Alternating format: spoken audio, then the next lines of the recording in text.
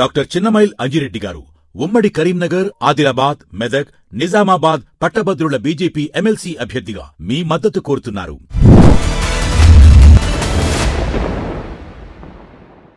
ఈ యుద్ధభేరి సభతో అయితే రెడ్లను టార్గెట్ చేసి చాలా దారుణంగా ముందుకెళ్తున్నారు. ఎవరున్నారు తిన్మార్ మల్లన్న వెనుక? తిన్మార్ మల్లన్న ఒక ఫ్రేమ్లో ఉండే మనిషి కాదు, ఒక పార్టీ నియమావళికి కట్టుబడి ఉండే మనిషి కూడా కాదు. బీసీల్లో ఐక్యత సాధించడం కోసం ఈరోజు రెడ్లని లేకపోతే రేపు ఇంకొక కళాన్ని పుడితే బీసీలు మొత్తం ఐక్యమైపోతారా? రాజ్యాధికారం సాధ్యమవుతుందా? అవసరమైనప్పుడు ఎక్కడ తగ్గాలి, ఎక్కడ పెంచాలి, ఎక్కడ రెచ్చగొట్టే భాష వాడాలి, ఎక్కడ ఉద్రేకపూరితమైన భాష వాడాలి.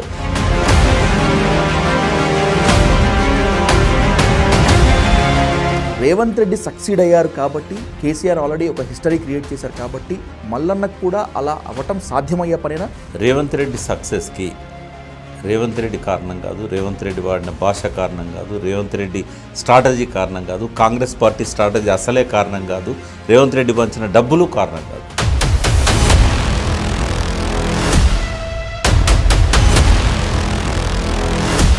మీ ఛాయ్ పైసలు బంద్ పెట్టి నాకు ఇవ్వండి, నేను ఉద్యమాన్ని తీసుకొస్తా అని చెప్పి అభ్యర్థించినటువంటి తిన్మార్ మల్లన్న ఈరోజు హెలికాప్టర్లో వెళ్ళటం వెనుక ఎన్నో ఆరోపణలు ఉన్నాయి. బ్లాక్మెయిలర్ అని, ల్యాండ్ సెటిల్మెంట్లు చేస్తాడని, క్యూ న్యూస్ని అడ్డం పెట్టుకొని ఇంకేదో అని. బ్లాక్మెయిలర్ అని చెప్పాలంటే ఆధారాలు కావాలి. ఆయన భాషను చూసి బ్లాక్మెయిలర్ అని చెప్పి కొంతమంది అనుకోవచ్చు, కొంతమందికి ఆయన ఇచ్చిన వార్నింగ్లను బట్టి బ్లాక్మెయిలర్ అని ఆయన అనుకోవచ్చు.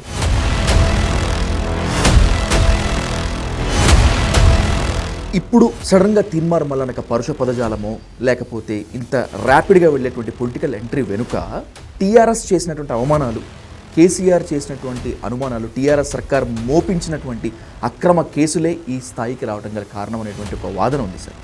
వాళ్ళు చేసిన పొరపాట్లు, వాళ్ళు చేసిన తప్పిదాల వల్లనే తెలంగాణలో ఒక బలమైన నాయకత్వాన్ని ప్రతిపక్షంగా చేసుకున్నారు. బలమైన నాయకులను ఎదగడానికి కారణం కూడా వాళ్ళ పొరపాట్లే.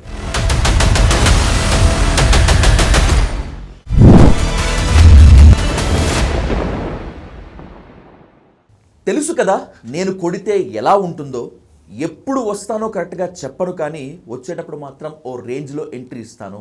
ఎర్రవల్లి ఫామ్ హౌస్ సాక్షిగా కేసీఆర్ అల్టిమేటం ఇది. వచ్చినప్పుడు చూద్దాం, ఇప్పటికే ఒక దెబ్బ కొట్టాను కదా, మునుముందు ఇంకెంతగా ఉంటుందో చూసుకుందాం. ఇది సీఎం రేవంత్ రెడ్డి ప్రతి సవాల్. వీళ్ళిద్దరే ఇలా ఉంటే ఇక సంకుల సమరం, ఇంకా క్లియర్ కట్గా చెప్పాలంటే కుల సమరం స్టార్ట్ చేశాడు హన్మకొండ ఆర్ట్స్ కాలేజ్ బీసీ ఉద్యమం సాక్షిగా తిన్మార్ మల్లన్న. అసలు ఏం జరుగుతోంది తెలంగాణలో, ఏం జరగబోతోంది అనేటువంటిదే ఇప్పుడు హాట్ టాపిక్. ఈ హాట్ టాపిక్ పై డిస్కస్ చేసేందుకు let's invite social and political analyst V Prakash sir on to the Dial News hot seat with Vijay Sadhu. Sir నమస్తే. Thank you Vijay. Sir pleasure to have you here sir. Sir starting మనం రేవంత్ రెడ్డి కేసీఆర్ కథ మాట్లాడుకోబోయే ముందు తిన్మార్ మల్లన్న మొదటి నుంచి సెన్సేషనల్గానే ఉంటాడు, కాంట్రవర్సీని ఎక్కువగా ఇష్టపడుతూ ఉంటాడు తన మొత్తం అంతా కూడా. ఈ యుద్ధభేరి సభతో అయితే రెడ్లను టార్గెట్ చేసి చాలా దారుణంగా ముందుకెళ్తున్నారు. ఎవరున్నారు తిన్మార్ మల్లన్న వెనుక? తిన్మార్ మల్లన్న ఒక ఫ్రేమ్లో ఉండే మనిషి కాదు, ఒక పార్టీ నియమావళికి కట్టుబడి ఉండే మనిషి కూడా కాదు.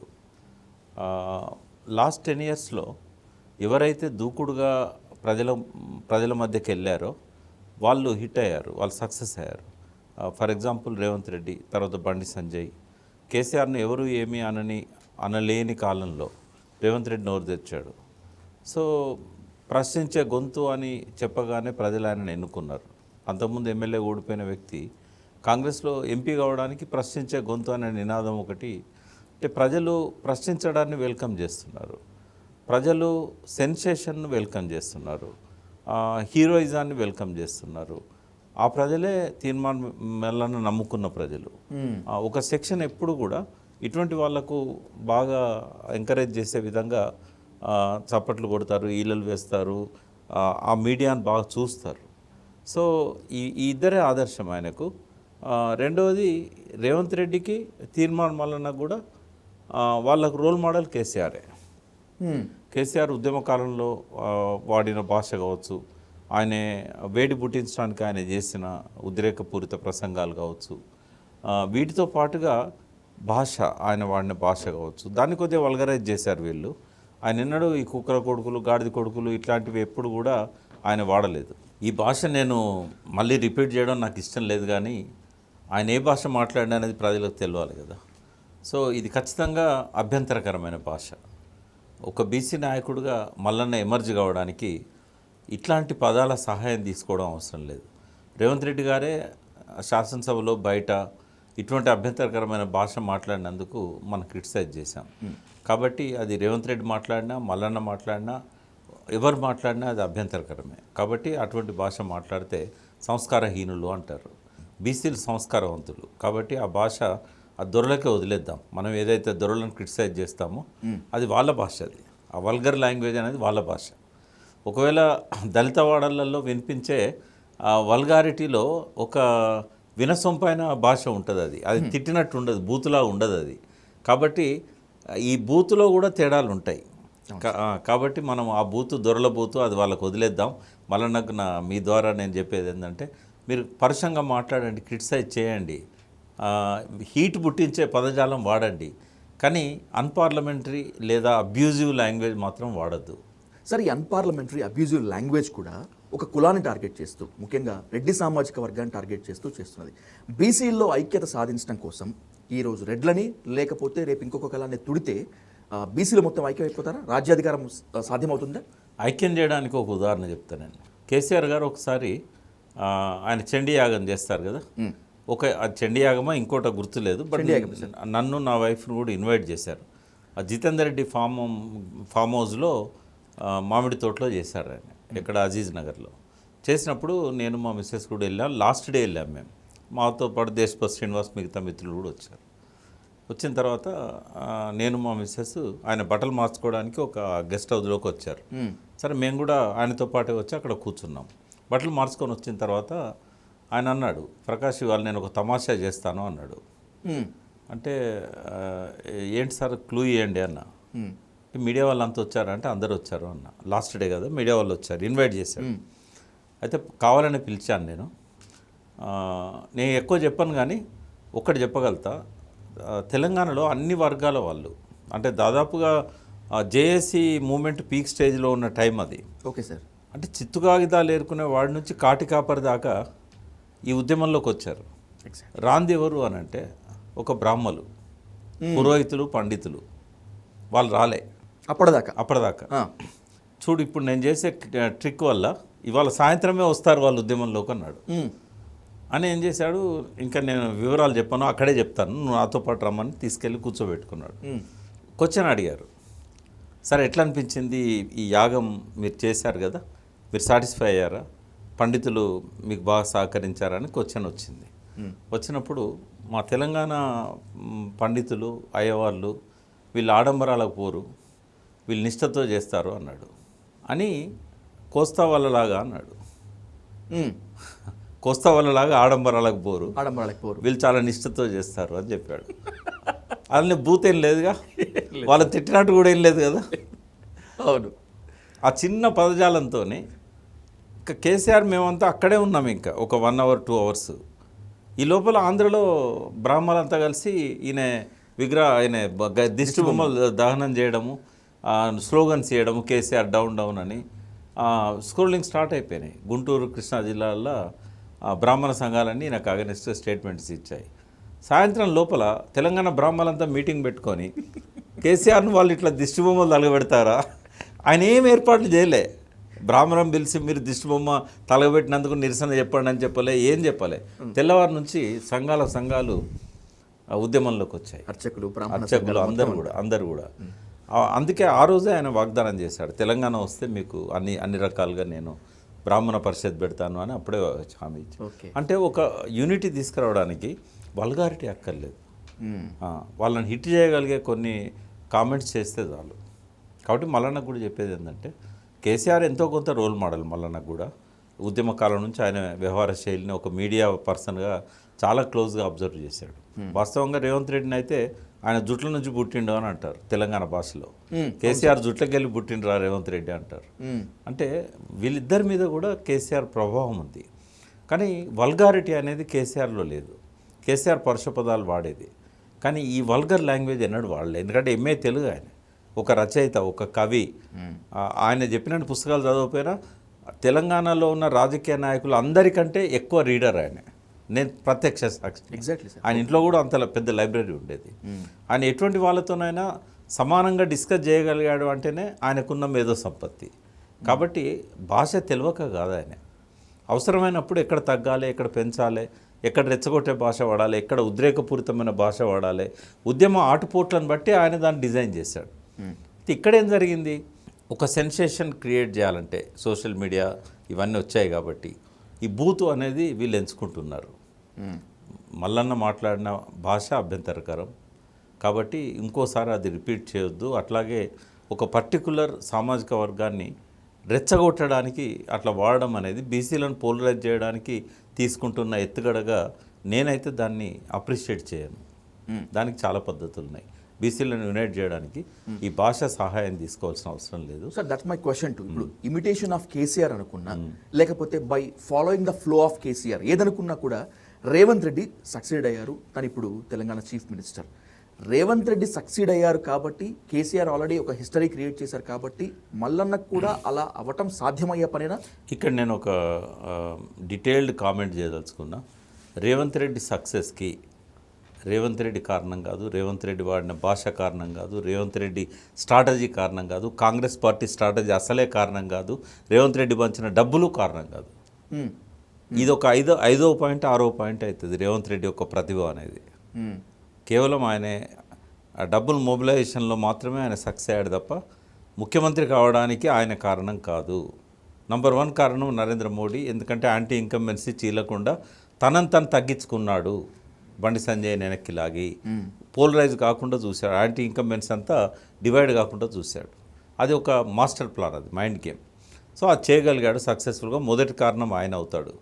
సో రేవంత్ రెడ్డి గద్దెనెక్కడానికి రెండవ కారణం కేసీఆర్ తన ప్రతిభను ఆ ఎలక్షన్స్లో ఉపయోగించలేకపోయాడు. ప్రశాంత్ కిషోర్ లాంటి వాళ్ళు చెప్పిన సలహాలు వినలేదు. కేటీఆర్, హరీష్ లాంటి వాళ్ళు ఎమ్మెల్యేలను మార్చాలంటే కూడా మార్చలేకపోయి. ఇవన్నీ కూడా రేవంత్ రెడ్డి రావడానికి కాంట్రిబ్యూటరీ ఫ్యాక్టర్స్. అంటే ఇవేవీ లేకుండా రేవంత్ రెడ్డి కేవలం భాషతోనో రెచ్చగొట్టడంతోనో ముఖ్యమంత్రి అయ్యాడని మల్లన్న అనుకుంటే అది మల్లన్నను మాత్రం ముఖ్యమంత్రిని చేయదు. ఒక ఓటమికైనా ఒక విజయానికైనా అనేక కారణాలు ఉంటాయి. ఆ కారణాలలో రేవంత్ రెడ్డి యొక్క ఆ దూకుడు భాష కానీ, ప్రజలను అట్రాక్ట్ చేయడానికి కేసీఆర్ మీద ఆయన చేసిన విమర్శలు కానీ, ఆయన ఎత్తి ప్రాసతోని కేసీఆర్ భాషలో కేసీఆర్ను కొట్టడం, ఇట్లాంటివన్నీ కూడా 5వ 6వ కారణంగా ఉంటాయి తప్ప టాప్ 5 రీజన్స్లో అది లేనే లేదు. అది రేవంత్ రెడ్డి నిమిత్తం మాత్రుడే. కాబట్టి మల్లన్న ఆ స్ట్రాటజీ తీసుకోవడం అనేది కరెక్ట్ కాదు. మల్లన్న చేయాల్సింది ఏంటంటే తెలంగాణ ఉద్యమాన్ని ఫాలో కావాలి. తెలంగాణ ఉద్యమము తొలి దశలో 96 నుంచి 2001 కేసీఆర్ వచ్చేదాకా నేను, జయశంకర్ గారు, కేశవరావు జాదవ్ మేమంతా ప్రత్యక్షంగా నడిపాం. పాషం యాదగిరి, గద్దర్ లాంటి వాళ్ళు కొంత మాకు వెనకాల అండదండలు అందించారు. ఆనాటి పరిస్థితి ఏంటంటే భావజాల వ్యాప్తి. అసలు మొదటి రోజుల్లో ఎవరిని అడిగినా తెలంగాణ గురించి వచ్చేవాళ్ళు కాదు. తెలంగాణకు ఎంత అన్యాయం జరిగిందో మేమంతా రీసెర్చ్ చేసి వాళ్ళకు అర్థమయ్యే భాషలో చెప్పిన తర్వాతనే కొద్దిగా కదలిక మొదలైంది. అంటే ప్రజలకు వాళ్ళ వెనుకబాటుతనానికి కానీ, బీసీకి ముఖ్యమంత్రి రాకపోవడానికి కానీ ఇంతకాలము వీటన్నిటికీ రీజన్స్ని, బీసీలో జరుగుతున్న అన్యాయాలను భావజాల వ్యాప్తి ద్వారా తీసుకుపోయినట్టయితే బీసీలో మద్దతు నీకు వస్తుంది. భాష అనేది ఒక 1-2% లేదా 5% హెల్ప్ చేస్తుంది. మిగతాదంతా కూడా ఆ అవేర్నెస్, ఆ ఎడ్యుకేషను ఇవ్వాల్సిన అవసరం ఉంది. అది చేయట్లేదు. ఎంతసేపు ఈ రాజకీయ ఫ్రేమ్లోనే ఆలోచిస్తూ ఉన్నాడు. కానీ వాళ్ళ సబ్కాన్షియస్ మైండ్లోకి ఆ భావజాలాన్ని చొప్పించకపోతే వాళ్ళు రాలేరు. ఇప్పుడు విద్యార్థులు ఆత్మార్పణలకు కూడా సిద్ధపడే స్థాయిలో భావజాల వ్యాప్తి జరిగింది, చైతన్యం పెరిగింది. ధూమ్ధామ్ లాంటి కార్యక్రమాల ద్వారా, పాటల ద్వారా ఆ చైతన్యాన్ని 10 రెట్లు విస్తరించగలిగాం మనం. అది వాళ్ళ హృదయాల్లోకి పెనెట్రేట్ అయింది. అది ఏది మరి బీసీ భావజాలాన్ని ఎవరు వ్యాప్తి చేస్తున్నారు?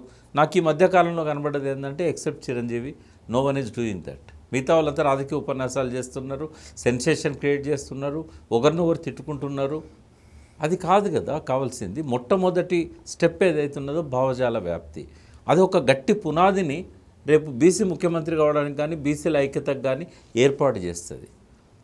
కాబట్టి ఆ పునాది భావజాల వ్యాప్తి ద్వారా మాత్రమే వస్తుంది అనేది మల్లన్న గుర్తించాలి. మల్లన్నే కాదు, రేపు బీసీలను ఐక్యం చేయాలనే వాళ్ళు, బీసీ ముఖ్యమంత్రిని చూడాలనుకునే వాళ్ళు. ఈ భావజాల పునాది అనేది జయశంకర్ గారు చెప్పారు, అంబేద్కర్ గారు కూడా చెప్పారు. అంబేద్కర్ అన్నది ఏంది? బోధించు, సమీకరించు, పోరాడు. బోధించు అంటే అధ్యయనం చేయాలి.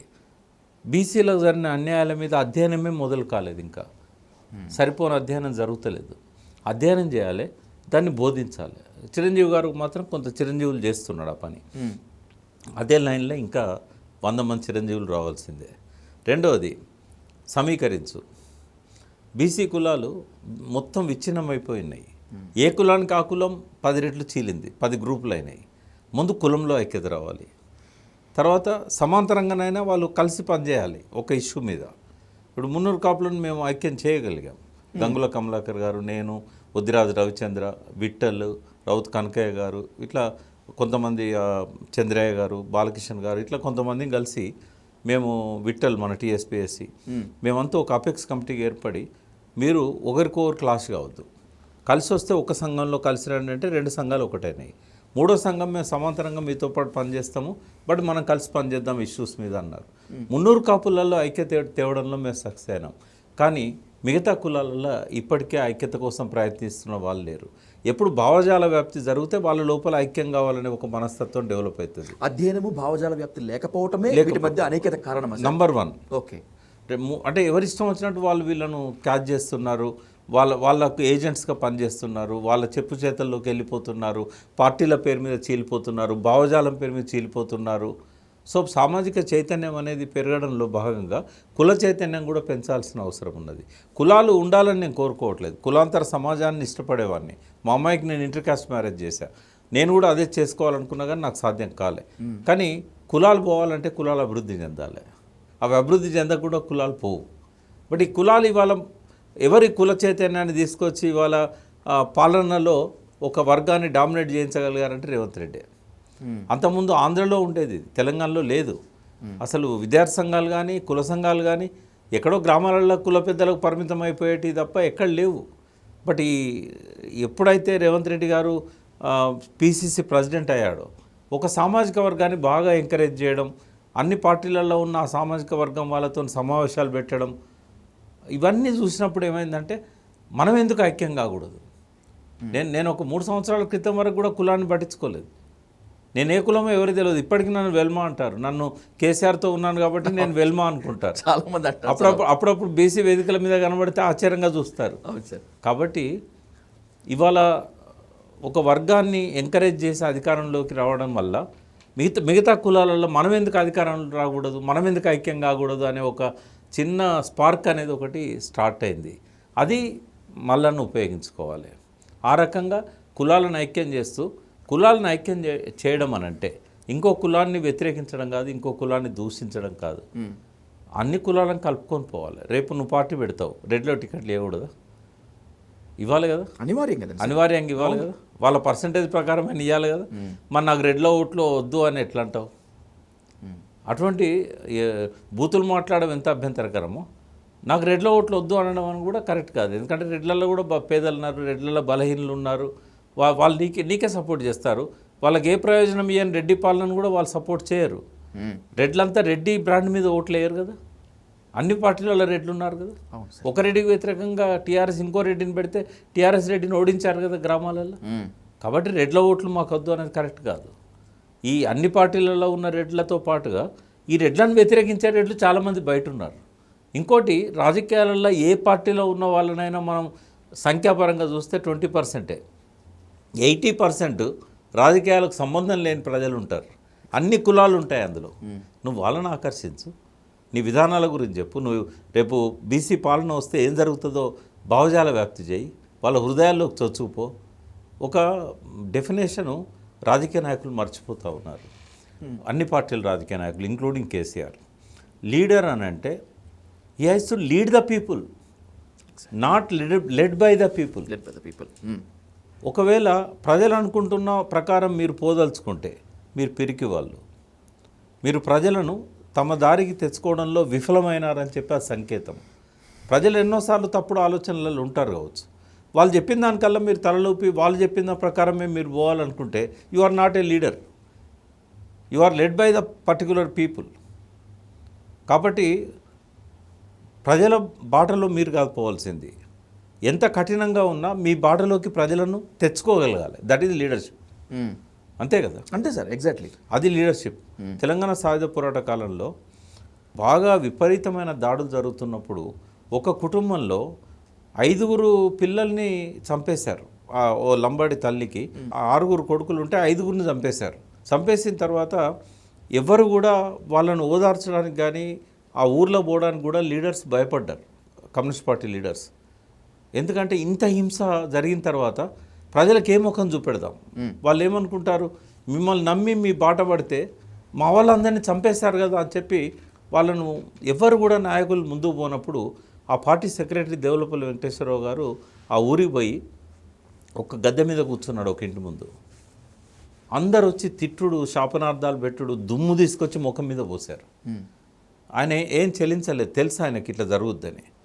సాయంత్రం దాకా అక్కడే కూర్చున్నాడు, అన్నం తినకుండా, నీళ్లు తాగకుండా. అప్పుడు ఒక్కొక్కరు వచ్చి, ఏమయ్యా ఇట్లా అవుతుందని అనుకున్నామా, అందరు చచ్చిపోయి. లాస్ట్కు ఆ తల్లి 5 కొడుకులు చనిపోయిన తర్వాత కూడా ఇంకా మనకు వేరే మార్గం లేదా అని చెప్పి 6వ పిల్లవాడిని తీసుకొచ్చి నాకు అప్పచెప్పేసి. వావ్. అంటే లీడర్ అనేవాడు తన డిసిషన్ మీద ఏదైనా నష్టం జరిగినప్పుడు ప్రజలు ఆలోచించిన పద్ధతిలో పోకూడదు. వాళ్ళని తన దారికి తెచ్చుకోవడానికి ఎన్ని కష్టాలైనా, ఎన్ని నష్టాలైనా, ఎన్ని అవమానాలైనా, అపవాదులైనా భరించాలి. కేసీఆర్ చేశాడు. తెలంగాణ ఉద్యమంలో ఎన్నిసార్లు ఆటుపోట్లు వచ్చినా పడిపోయినా మళ్ళీ లేచి నిలబడ్డాడు. సో ఆ రకమైన ఆటిట్యూడ్ ఉండాలి తప్ప ప్రజల మార్గంలో కొట్టుకుపోకూడదు.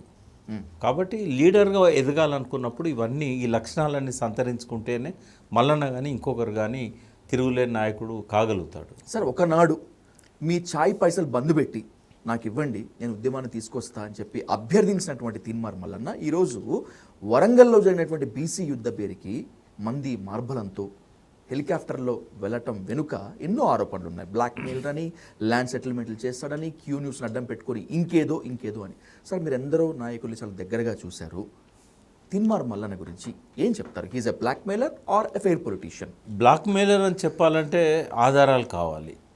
ఆయన భాషను చూసి బ్లాక్మెయిలర్ అని చెప్పి కొంతమంది అనుకోవచ్చు. కొంతమందికి ఆయన ఇచ్చిన వార్నింగ్లను బట్టి బ్లాక్మెయిలర్ అని ఆయన అనుకోవచ్చు. కానీ నాకు తెలిసినంత వరకు ఆయన ఒక ఛాలెంజ్ చేశాడు. ఎప్పుడు ఎమ్మెల్సీ ఎలక్షన్స్ అప్పుడు ఇదే టీఆర్ఎస్ ఆయన బ్లాక్మెయిలర్ అన్నప్పుడు ఎవరైనా ఒకరు మీడియా ముందుకు వచ్చి నేను వాళ్ళని బ్లాక్మెయిల్ చేసి డబ్బులు లాగినని చెప్తే నేను పోటీ నుంచి తప్పుకుంటాను అన్నాడు. అదొక అడ్వాంటేజ్ కదా. ఎవరైనా నిజంగానే బ్లాక్మెయిల్ చేయబడి ఉంటే వాళ్ళు వచ్చి చెప్పుకోవడానికి ఒక అడ్వాంటేజ్ కదా. కానీ చెప్పలేదు. కాబట్టి బ్లాక్మెయిలర్ అని నేనైతే అనుకోవడం లేదు. ఎందుకంటే ఆధారాలు లేవు నా దగ్గర. ఆయన భాషను బట్టో, ఆయన బెదిరింపులను బట్టో బ్లాక్మెయిలర్ అనుకోవడం అనేది అర్ధసత్యం అవుతుంది. అది దానికి సాక్ష్యాధారాలు ఇందుకు కేసులు కూడా పెట్టారు కదా పోలీసులు, ఏవి కూడా ప్రూవ్ కాలే కదా. కాబట్టి మనం ఆ రకంగా చెప్పడం కరెక్ట్ కాదు. బట్ ఆయన అవసరానికి తగ్గట్టుగా డబ్బులు అయితే పోగు చేసుకోగలిగాడు. అది సోషల్ మీడియా ద్వారా కావచ్చు, లేకుంటే ఇతరత్ర ఆయన మీద వచ్చిన సానుభూతి వల్ల ఎవరైనా ఆయనకి ఇవ్వచ్చు చందాలు. ఇవన్నీ ఇప్పుడు ఏ రాజకీయ నాయకుడు కూడా తన సొంత డబ్బుతో ఎదగలేడు. తప్పకుండా ప్రజల కాంట్రిబ్యూషన్ కావాలి. ఆయనను ఇష్టపడే వాళ్ళు ఇవ్వచ్చు, ఆయనను ఇష్టపడే ధనవంతులు కూడా ఉన్నారు చాలామంది.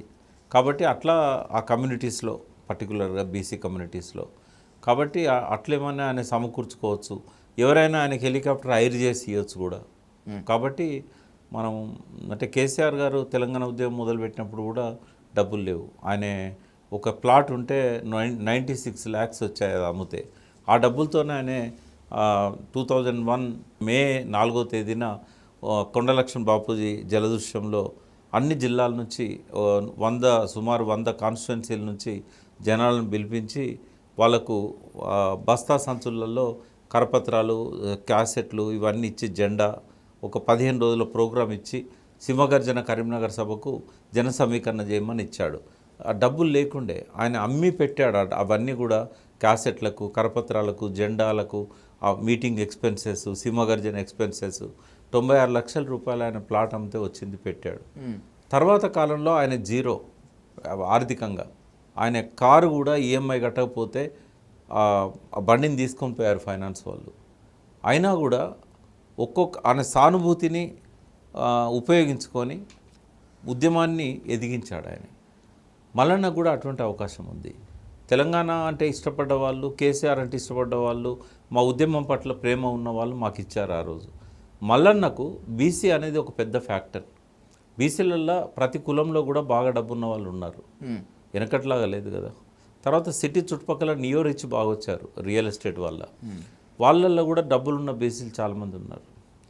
అటువంటి వాళ్ళని పట్టుకొని తను ఎదగాల్సిన అవసరం ఉంది. ఎప్పుడు కూడా ప్రజల కాంట్రిబ్యూషన్తోనే రాజకీయ పార్టీలు నిలబడగలుగుతాయి. ఒక స్టేజ్కి వెళ్ళినాక వాళ్ళకు ఎలక్టోరల్ ఫండ్స్ ఇంకోటో ఈ పెద్ద పెద్ద వాళ్ళు సమకూరుస్తారు. కానీ ఆ లెవెల్కి ఎదిగేదాకా మాత్రం వాళ్ళు ప్రజల మీదనే ఆధారపడాలి, ప్రజలే బేస్ వాళ్ళకి. కాబట్టి మల్లన్న కూడా ఆ రకంగా ప్లాన్ చేసుకుంటేనే ఎదగలుగుతాడు. ఇప్పుడు ఆయన ఖర్చు పెట్టే డబ్బులు, సంపాదించిన డబ్బుల గురించి ఆయనే చెప్పాలి లెక్క. బట్ ఒకటి విన్నాను నేను, బ్లాక్ మెయిలర్ అని ఎంత ప్రచారం జరిగిందో ఇంటర్నల్ సర్కిళ్ళల్లో మల్లన్న దగ్గరికి ఎవరైనా వచ్చి మాకు ఆపద వచ్చిందంటే వాళ్ళకి హెల్ప్ చేస్తాడు అనేది నేను విన్నాను. ఓకే, చాలామందికి. అయితే ఆయనకు కూడా నేను చెప్పా, నీ బ్రాండ్ ఇమేజ్ బ్లాక్ మెయిలర్ అని పడుతున్నది, ఇది మారాలి. స్వయంగా చెప్పారు.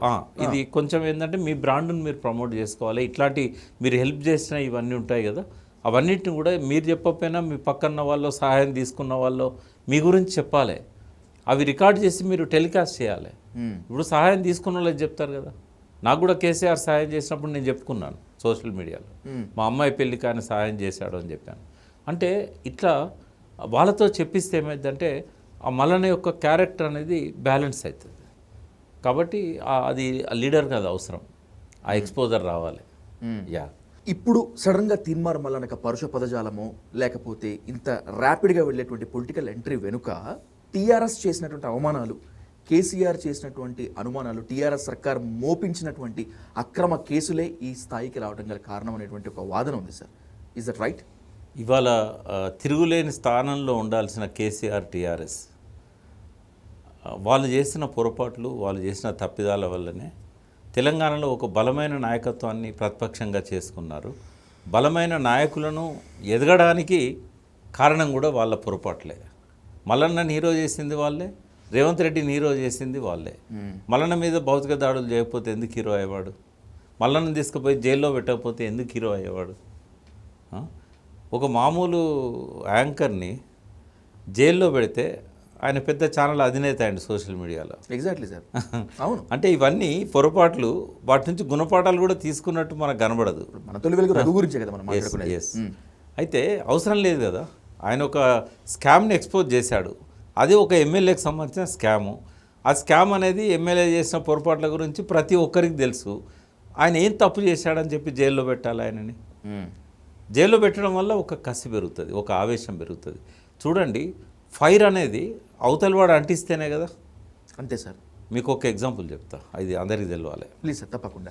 ట్రంప్ అనేవాడికి అధ్యక్షుడు కావాలని ఉండే, కానీ దానికి కావాల్సిన ఫ్యూయల్ రాలేదు ఆయనకి.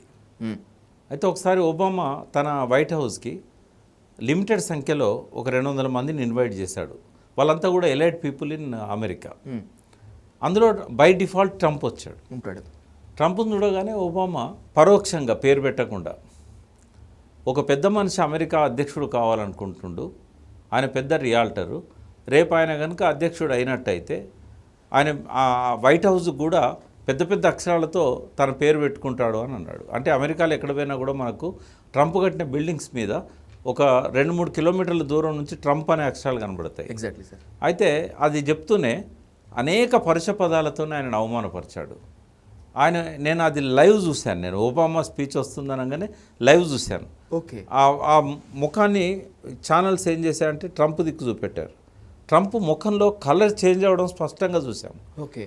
నేను అదే రోజు చెప్పాను, నెక్స్ట్ ప్రెసిడెంట్ ట్రంప్ అని అమెరికాలో ఉన్న ఫ్రెండ్స్కి అందరికి చెప్పాను. ఇంత అవమానపరిచి ఎదురుగా ఎలైట్ పీపుల్ ముందు ఇంటికి పిలిచి ఇంత అవమానపరిచినోడు, ఆ కసే ట్రంప్ను అధ్యక్షుని చేస్తుంది. ఇప్పటిదాకా ఆ కసి లేకుండా ఆయన లోపల అని చెప్పాను నేను. ఇదే మాటను మొన్న ట్రంప్ సెకండ్ టైం ఎన్నిక అయ్యే ముందు తను స్వయంగా వెల్లడించాడు. నా లోపల ఆ కసిని, పట్టుదలను ఒబామానే పెంచాడు, నన్ను ఇన్వైట్ చేసి నన్ను అవమానపరిచాడని. అంటే అది జరిగినాక 10 ఏళ్ల తర్వాతనో 8 ఏళ్ల తర్వాతనో ట్రంప్ స్వయంగా వెల్లడించాడు. రేవంత్ రెడ్డికి కూడా అదే కసి. ఆయనను ఆ జైల్లో పెట్టిండు, పర్వాలేదు, కానీ బిడ్డ పెళ్ళప్పుడు ఆయన కనీసం సమయం ఇవ్వకుండా ఆయన కళ్ళల్లో నీరు చూసాం, ఆయన కళ్ళల్లో ఆవేశం చూసాం, ఆ నోటిలో ఆ ఆవేదన చూసాం. ఎవరికైనా ఒక సానుభూతి వచ్చింది, ఒక కసి రేవంత్ రెడ్డి లోపల పెరిగింది. మల్లన్నకు కూడా అదే కసి, రఘుకు కూడా అదే కసి. ఈ కసి ఎందుకు పెంచాలి, ఎందుకు శత్రువును కొని తెచ్చుకోవాలి? ఇవన్నీ చేసిన తప్పులు వాళ్ళు. అవే వీళ్ళకు సాధనాలైనాయి, అవే వాళ్ళ లోపల ఫ్యూయల్ను నింపినాయి. ఎవరైనా ఒక డెస్టినేషన్, వాళ్ళు ఒక లక్ష్యాన్ని పెట్టుకుంటారు. ఆ లక్ష్యాన్ని చేరుకోవాలంటే ఫ్యూయల్ కావాలి. ఆ ఫ్యూయల్ ఎప్పుడు కూడా శత్రువులే అందిస్తారు. Okay sir. అదే ఫ్యూయల్ మల్లన్నకు వచ్చింది, అదే ఫ్యూయల్ రేవంత్ రెడ్డికి వచ్చింది. కాబట్టి అన్నిటికీ వాళ్ళే కారణం.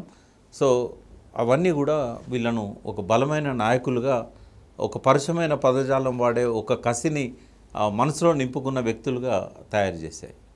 అన్నిటి కారణం వాళ్ళే. Okay sir. కసి, అవమానము మల్లన్నను కానీ రేవంత్ రెడ్డిని కానీ అందరం ఎక్కించి ఈ స్థాయిలో ఫ్యాన్ ఫాలోయింగ్ తెచ్చాయి అంటే ఒప్పుకుంటాను సార్. కానీ ఒక పొలిటికల్ సర్కిల్లో మాత్రమే కాకుండా బయట కూడా ఒకటి నడుస్తుంది. అటు తిన్మార్ మల్లన్నని ఎగదోసేది రేవంత్ రెడ్డి. అందుకే రేవంత్ రెడ్డి సపోర్ట్ చూసుకునే రెడ్లను అంత ధైర్యంగా అనగలుగుతున్నాడు కాంగ్రెస్ పార్టీలో ఉండి అని ఒక వాదన. కాదు, గత సార్వత్రిక ఎన్నికల్లో బీజేపీ బీసీ సీఎం నినాదం ఎత్తుకుంది, అక్కడ బొక్కబోర్లా పడింది కాబట్టి అదే బీసీల్లోంచి తీసుకొచ్చి ముందుకు నడుపుతోంది అని. ఎవరున్నారు అసలు ఇప్పుడు బీసీ ఉద్యమం వెనుక, తీన్మార్ మల్లన్న వెనుక? రేవంత్ రెడ్డా, BJP? What's your observing sir? అంటే లాస్ట్ 20 yearsలో ఇట్లా చాలాసార్లు ఏది జరిగినా కూడా, ఇప్పుడు ఉదాహరణకు నేను కల్లారా చూసింది, నా అంతటి నేను ఒక మెమోరాండం రాసుకొని పోయి కాంగ్రెస్ ఎమ్మెల్యేలతో సంతకాలు తీసుకొని చిన్నారెడ్డి సపోర్ట్తోని సోనియా గాంధీ మెమోరాండం ఇస్తే రాజశేఖర రెడ్డి ఇప్పించాడని చెప్పారు. అది ఒక 4 ఏళ్ళు నడిచింది ఆ ప్రచారం. తర్వాత రాజశేఖర రెడ్డి అధికారంలోకి రాగానే అత్యంత సన్నిహితుడైన చిన్నారెడ్డికి మంత్రి పదవి ఇవ్వలేదు. కరెక్టే సార్. చిన్నారెడ్డిని నేను అడిగితే, ఆ రోజు మెమోరాండం నువ్వు రాయించి నా సపోర్ట్తో ఇచ్చావు కదా, దానివల్లనే నేను ఇవాళ మంత్రిని కాకుండా పోయినాను అని చెప్పాడు. కానీ నామినేటెడ్ పోస్ట్ సరిపెట్టుంటున్నారు చిన్నారెడ్డి గారికి. అప్పుడు ఇవ్వలేదు, ఏమి ఇవ్వలేదు. అంటే అపవాదు 4 ఏళ్ళు నడిచిన తర్వాత వాస్తవం ఏందనేది తెలిసింది. రాజశేఖర రెడ్డి లేడు దాని వెనకాల. అప్పుడు ఎట్లా అన్నారంటే, చంద్రబాబు నాయుడిని దెబ్బ కొట్టడానికి తెలంగాణ వాదాన్ని రాజశేఖర రెడ్డి ప్రమోట్ చేస్తున్నాడు అని. అందులో ఎంత వాస్తవం ఉందో మల్లన్న రేవంత్ రెడ్డి విషయంలో కూడా అంతే వాస్తవం ఉంది. రేవంత్ రెడ్డి ఏమి ఎంకరేజ్ చేయట్లేదు. రెడ్లను తిట్టమని రేవంత్ రెడ్డి ఎన్నడూ ప్రోత్సహించాడు. మల్లన్న ఖచ్చితంగా పనిష్మెంట్ ఇవ్వాలనే ఆలోచనలోనే ఉన్నాడు. బహుశా ఆయనను సస్పెండ్ చేయొచ్చు రేపు ఎల్లుండి. సస్పెండ్ చేస్తే కూడా హీరో అవుతాడు కదా సార్? సస్పెండ్ చేయకపోయినా ఆయన హీరో అవుతాడు. చేస్తే ఇంకా ఎక్కువ ఛాన్స్ ఉందా? చేస్తే ఏంటంటే ఫ్రీడమ్ ఇచ్చినట్టు అవుతుంది. ఎందుకంటే ఇమ్మీడియట్ ఎలక్షన్ వస్తుంది. ఈ ఎలక్షన్లో ఖచ్చితంగా రెడ్లు పోటీ చేస్తారు. రెడ్లల్లో రేవంత్ రెడ్డి ఒక యూనిటీ తీసుకురాగలిగాడు. కాబట్టి ఏం చేసినా మల్లన్నక రెడ్ల ఓట్లు పడాయి. కానీ రెడ్ల మీద కసితో నేనే ఈ రకంగా వ్యవహరించడం వల్ల బీసీలలో కొంత ఆయన పట్ల సానుభూతి కానీ, ఐక్యత కానీ, ఈ రెచ్చగొట్టే మాటల వల్ల బీసీలలో కొంత పోలరైజేషన్ కానీ మల్లన్నకు సపోర్ట్కి వచ్చే అవకాశం ఉంది. రేపు ఆ ఎలక్షన్లో మళ్ళీ గెలవాలంటే ఇవన్నీ అవసరం. రెండవది, ఆయన లాంగ్ టర్మ్ గోల్. ఆయన గోల్ ఎమ్మెల్సీ కానే కాదు, ఆయన ఈ రాష్ట్రానికి ముఖ్యమంత్రి కావాలనుకుంటున్నాడు. దానిలో ఎమ్మెల్సీ అనేది ఒక స్టెప్. కాబట్టి ఈ రకమైన ఈ ప్రయోగం ఆయన గెలిపించింది అనుకోండి, నెక్స్ట్ ఆయన ముఖ్యమంత్రి చేయడానికి కూడా ఇదే లైన్లో ఆయన ముందుకెళ్తాడు. రేవంత్ రెడ్డికి రెడ్లు పోలరైజ్ కావడానికి కూడా ఇదే భాష, ఇదే పద్ధతి.